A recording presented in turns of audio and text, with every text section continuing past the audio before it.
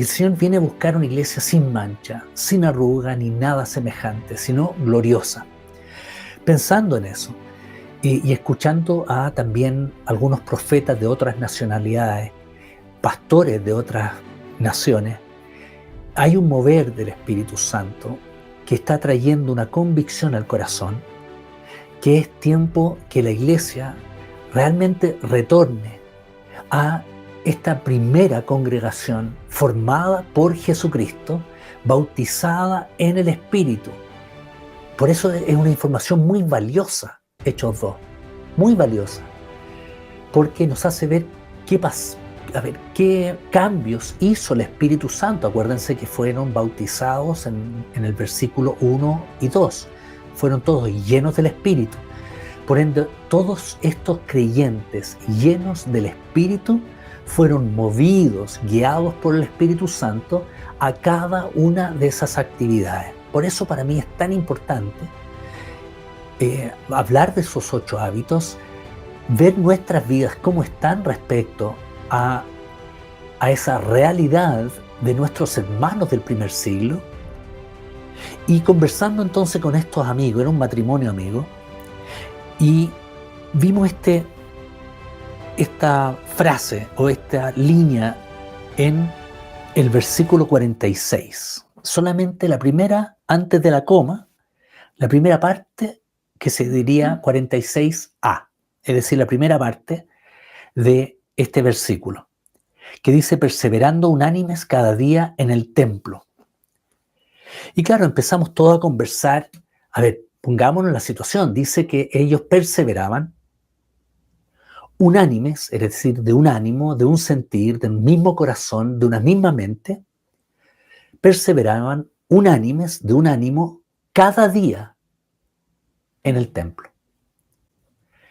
Entonces, ya dijimos, a ver, reflexionemos en eso. Nosotros nos hemos convertido al Señor, hemos creído en Jesucristo, hemos sido bautizados en su Espíritu Santo. Por ende, el Espíritu Santo debería guiarnos al mismo corazón, a la misma unanimidad que tienen estos primeros creyentes.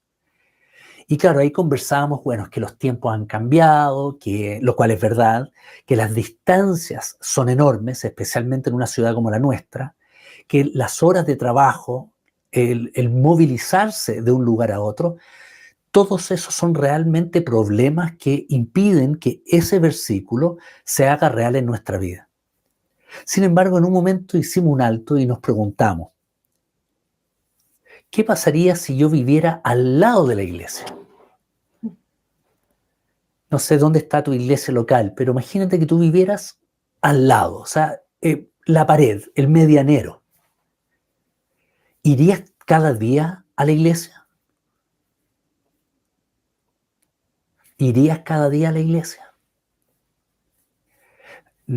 Ir con los otros hábitos que están ahí, ¿no? Porque dice que perseveraban unánimes cada día en el templo, pero hablaba de qué es lo que se hacía, ¿no es cierto? Que era perseverar en la doctrina de los apóstoles, perseverar en la oración, perseverar en la comunión unos con otros.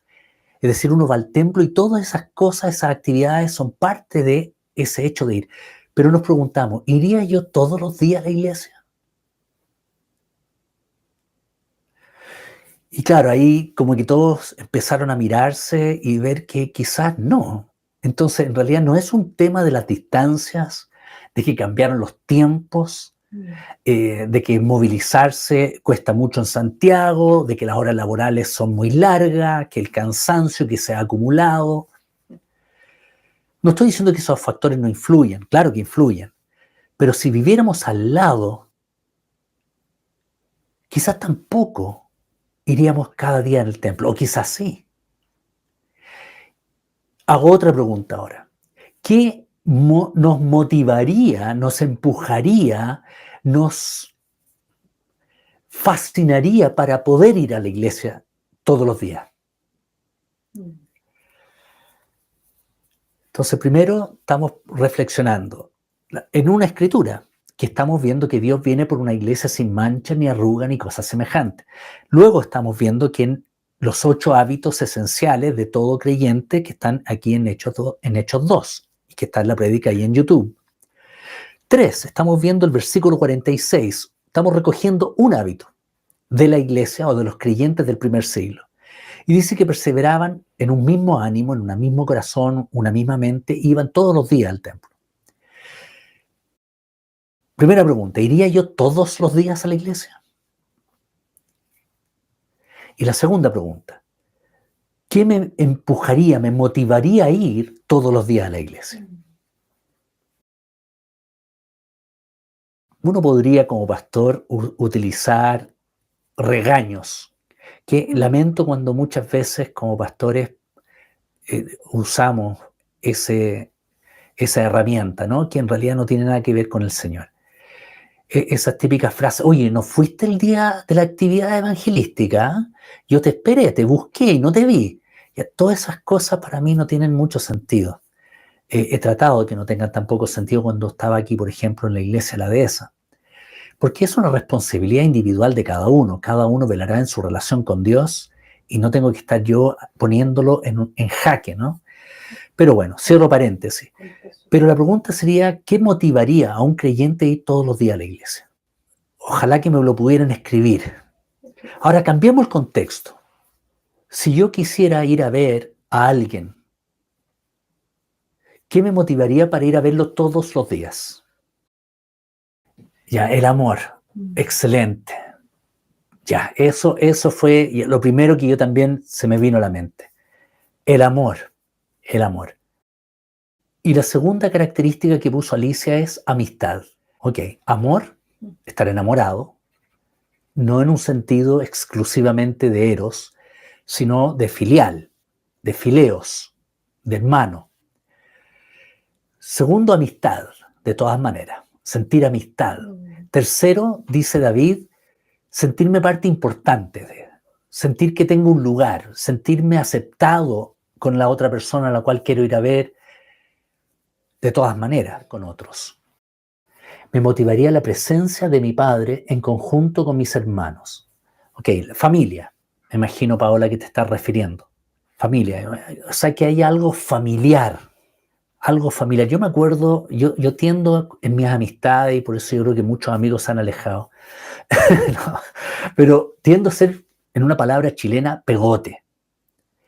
Entonces, mi primer amigo que yo me acuerdo, estando en primero medio, Claudio, se llamaba igual que yo, iba a su casa todos los días hasta que su madre un día le preguntó, yo creo que lo dijo a viva voz, aun cuando lo llamó aparte, a otra pieza, a otro dormitorio de la casa, pero yo escuché claro cuando dijo, y este niño no tiene casa que viene todos los días. Obviamente ya no fui más o fui menos. Pero, ¿por qué? Porque yo necesitaba todo lo que ustedes han dicho, sentirme querido, sentía que en esa casa se me aceptaba, tenía un lugar en la mesa, hasta ese comentario. Había una amistad, era mi mejor amigo, Claudio, y me motivaba porque había un ambiente familiar, siempre estaba la madre en casa, siempre el almuerzo era con los hermanos de Claudio, entonces nos sentábamos a la mesa a almorzar. El querer conocer y aprender cada vez más de Jesucristo. Aunque llevamos años, siempre tiene algo para cada uno que te hace enamorarse de Él. Ya. Que esté Jesús. Ok. Absolutamente. Lo que nos une a todos nosotros que estamos en esta pequeña comunidad es el amor, ¿no? El amor a Cristo. Yo lo amo. Y yo sé que tú también. Entonces, el amor a Jesucristo. El amor entre nosotros. Amistad. Sentirme parte. Que haya un ambiente familiar. Y con eso quiero decir muchas cosas. Paola me imagino que quiere decir muchas cosas en ese ambiente familiar. Sentirse familia, dice Patricia, tal cual. Entonces, cuando volvamos ahora a la Escritura, si dice perseverando unánimes cada día en el templo, podemos entender que cada uno de esos aspectos estaba al interior de la iglesia. Es decir, no iban como algo ritualista, no era un rito ir a la iglesia, era un deseo. Hay una gran diferencia entre ir el domingo a la iglesia porque es lo que uno hace como creyente, y la Biblia dice en Hebreos que nadie puede dejar de congregarse, o que uno vaya porque quiere amor, amistad, familia, Cristo. Dentro de la amistad hay una emoción que no hace tan bien. A ver si alguien... Escríbelo. No sé si la escucharon, pero yo estoy tratando que Antonella también participe con los comentarios. O si ustedes quieren escuchar su hermosa voz, ningún problema. Gozo. La confianza, exactamente. Otra característica. Amor, amistad, sentirse familia, saber que tengo un lugar. Cristo. Un lugar donde puedo entrar confiado. Gozo. Exactamente, Teresa. Alegría. Yo me acuerdo un plantío, un grupo en casa que tenía Antonella ahí en Peñalolén, y una de las características, yo creo que de todos los plantíos, era el gozo. Y uno como encargado buscaba que hubiera esa familiaridad, esa confianza, ese amor, ese cariño, esa alegría, esa paz, el abrirse, el contar sus problemas, el orar unos por otros. A final de cuentas, entonces, cuando volvemos a leer Hechos 2, 41 al 47, leámoslo ahora, no ahora, pero leámoslo bajo el entendimiento que estamos teniendo entre nosotros, en este momento. Descanso también, exactamente. Es como un oasis, cuando uno está con un amigo, con alguien de confianza, con alguien a cual quiero y que sé que me quiere, con el cual tengo libertad, gozo, hay descanso. ¿Hace falta eso?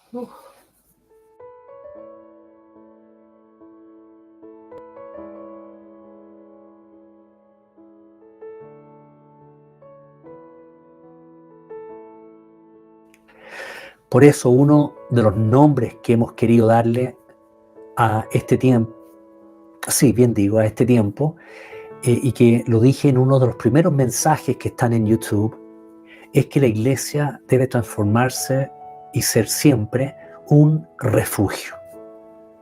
Un refugio. El mundo es complicado. Las calles están llenas de violencia, hay cada ideología que uno se agarra a la cabeza y no puede creer que alguien esté planteando eso como una realidad.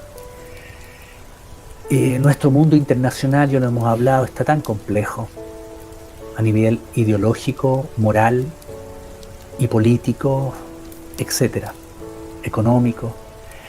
Y qué maravilla llegar a un lugar descrito así como ustedes lo han descrito. Ustedes lo han descrito así. Que esté Dios, familia, todo lo que hemos puesto. Tú tienes ese lugar, si tienes ese lugar en tu iglesia local, maravilloso. Maravilloso. Aférrate a él. Si no, tenemos que construirlo. Tenemos que construirlo. Ese lugar debe ser una realidad en este mundo.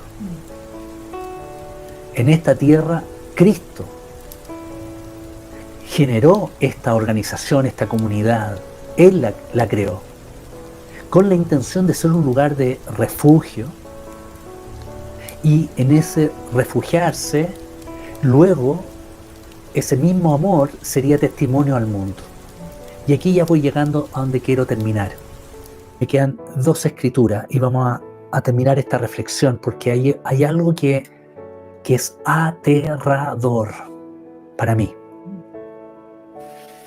Hay una realidad profética que la he vivido, yo la he vivido, nosotros con Antonella la hemos vivido, que es aterradora. Y ya voy a llegar a eso. Pero si leemos Juan 13, versículo 34 y 35.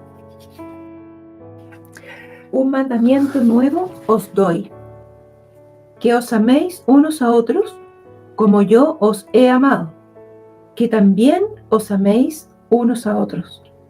En esto conocerán todos que sois mis discípulos, si tuviereis amor los unos con los otros. Gracias.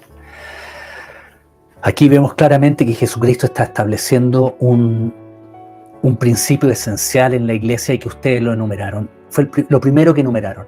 La Verónica lo numeró. Lo primero, el amor. Y el amor viene con todo eso que ustedes han hablado. Libertad, confianza, amistad, gozo, descanso, paz, reposo, familiaridad, familia. Dice Jesús esto: en esto conocerán todos que ustedes son mis discípulos.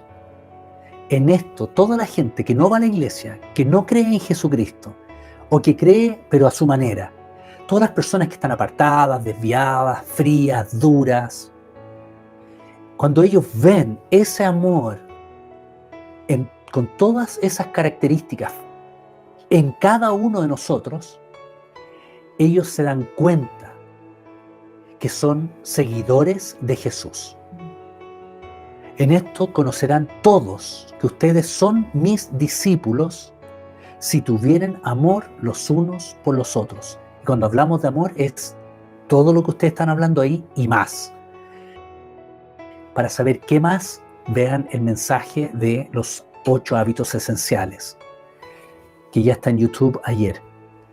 Y puedo enumerar otra más, que es que no haya entre ellos ningún necesitado. Es decir, que se despojan de sus bienes para que mi hermano tenga y no tenga escasez, tenga bendición y no tenga escasez. Bueno, ahora termino. Les voy a decir lo que personalmente he vivido en los últimos años, en mayor o menor grado, dependiendo del grupo en el cual he estado, y que para mí se ha transformado realmente en algo aterrador. Es una profecía dada por Jesús dentro de un grupo de señales que está en Mateo capítulo 24. En Mateo capítulo 24, Jesús le habla a los suyos y les da una serie de señales que van a anteceder el tiempo que se conoce como los últimos tiempos. Es decir, todos los tiempos que anteceden al día del Señor, que es cuando Jesucristo vuelve para gobernar por 1000 años sobre la tierra. Pero antes de que ese evento suceda, viene un tiempo de grandes calamidades. Y antes que sucedan las grandes calamidades, vienen varias señales que son como señales de parto, como una mujer que está encinta y que a medida que van avanzando estas señales y aumentando en intensidad, uno sabe que ya el tiempo está cerca. Y les voy a leer el que encuentro aterrador, porque lo he vivido y experimentado. Dice: por haberse multiplicado la maldad. Escríbanme ahí, ¿qué iba a pasar? Gracias, Verónica. El amor de muchos se enfriará. Yo creo que no logramos dimensionar lo aterrador que es esa frase. Así es, se va a enfriar el amor, pero de los creyentes. Acuérdense que esa escritura es dada a la iglesia, porque aquellos que no tienen al Señor no tienen el amor ágape de Dios gobernando en ellos por medio del bautismo del Espíritu Santo. Ellos tienen, los que no tienen al Espíritu Santo, es decir, los que no han entregado su vida a Jesucristo, ellos tienen un amor que es terrenal. Entonces Dios no les puede requerir a ellos un amor ágape, porque no pueden acceder a ese amor. Nosotros como cristianos, al haber recibido el bautismo del Espíritu Santo, uno de los frutos es amor. Ese amor es el mismo amor que estaba presente en Jesucristo. No es que se parezca, no es que está en un grado menor de lo que tenía Cristo. Es el mismo amor que el Espíritu Santo ponía y movía a Cristo. Entonces, cuando habla que el amor se enfriará, está hablando de ese amor que venía de parte de Dios para fortalecimiento del cuerpo de Cristo, para que todas esas condiciones que ustedes describieron se cumplieran y por eso la gente tuviera el deseo de estar juntos. Quizá otro ejercicio que podríamos hacer. ¿Cuáles son todas las consecuencias si nuestro amor se enfría? Fíjense que dice se enfriará. El amor de muchos se enfriará. Es decir, que no es de un golpe. Es algo paulatino que va sucediendo en el corazón del creyente. Poco a poco se va pasando de un estado de fuego, de lo que la palabra en Apocalipsis llama el primer amor, va pasando de un primer amor a un segundo amor. Ustedes me entienden. De un segundo amor a un tercer amor. De un tercer amor a un quinto amor. No sé cuán bajo podemos llegar en esta escala. Pero la pregunta sería, a medida que se va enfriando, ¿qué se va perdiendo? Y para mí eso es aterrador porque lo he visto. He visto personas alabando al Señor con gran júbilo, pero apenas termina, por ejemplo, una reunión, son sumamente duros con sus hermanos en Cristo. O incluso no quieren relacionarse con ellos, no tienen ningún interés de relacionarse con otras personas, que son hermanos. He visto hermanos que se han apartado del cuerpo de Cristo y he visto a ni una sola persona llamándola. Hace unos meses atrás hablé con una persona que era de una iglesia en la Florida y me comentaba que por una situación que se había dado, se había hecho a un lado, o la habían hecho a un lado, y el tema es que por 3 años, todos esos hermanos que caminaron con esta mujer, en los plantíos, en las reuniones de jueves, pero es que ya una amistad, gozo, comunión, partían el pan, pero bastó que esta hermana se equivocara para que inmediatamente viniera una ley del hielo que perduró casi 4 años, hasta que esta persona decidió volver. Aquí mismo tengo quizás hermanos que les pasó eso. Y podría seguir. No tengo el tiempo. En 2 de Corintios, les voy a leer esto, en 2 de Corintios 2, en la primera carta, para poner solamente el contexto en breve, en la primera carta el apóstol Pablo saca a la luz pecados que estaban sucediendo en esta iglesia ubicada en Corinto, y él no lo puede creer, y llama a la iglesia a tomar cartas en el asunto, que no puede ser que en la iglesia hayan personas que estén teniendo relaciones con familiares, y que la iglesia haga vista gorda y no enfrente esa situación. Bueno, esa es la primera carta. La iglesia toma cartas en el asunto, despierta el hecho de que estaban aceptando el pecado al interior del cuerpo. Y en la segunda carta el apóstol Pablo le escribe a la iglesia agradecido de que hayan considerado su consejo y su guía. Es una carta agradecida. Pero en ese agradecimiento también les da consejo ahora de qué hacer cuando una persona se equivoca y ha recibido la reprensión de la iglesia. Y fíjense, dice, le basta a tal persona la reprensión hecha por muchos. Le basta a esa persona la reprensión hecha por muchos, por todos ustedes.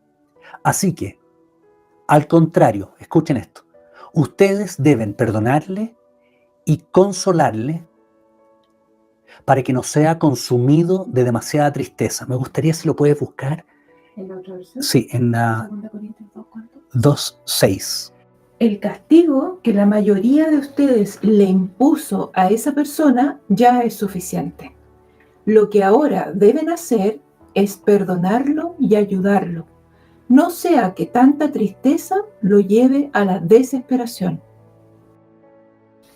Ahí nos da la pauta de que cualquier persona que antes de que se aparte, e incluso si se aparta, el corazón de la iglesia es ir a buscarlo, es acompañarlo, es consolarlo, para que no sea consumido, dice, por la tristeza en la 1960, por el desánimo, por el desaliento, son otras palabras que usan otras versiones.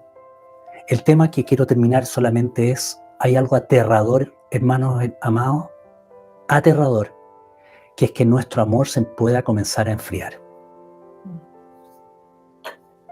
aterrador que nuestro amor se pueda comenzar a enfriar. Y ojo, pueden seguir con todos los ritos que quieran, pero si perdemos el amor, se cumple 1 Corintios 13, que dice que si no tengo amor, nada soy. Si no tengo amor, de nada me sirve lo que yo pueda hacer para el Señor. La mejor alabanza, estudios bíblicos impresionantes, predicarle hasta debajo de la lengua a toda la gente en el metro. Si no tengo el amor de Dios en nosotros, si ese amor se ha enfriado, todo lo que yo pueda hacer no sirve de nada. El amor de Cristo, una y otra vez, el amor de Cristo. Ese amor que cubrió a la mujer que iban a apedrear. Ese amor que llevó a hacer la parábola del buen samaritano. Porque en realidad tenemos que volver a buscar esa iglesia refugio. Tenemos que entre todos tomar decisiones. Y la primera es volver al primer amor.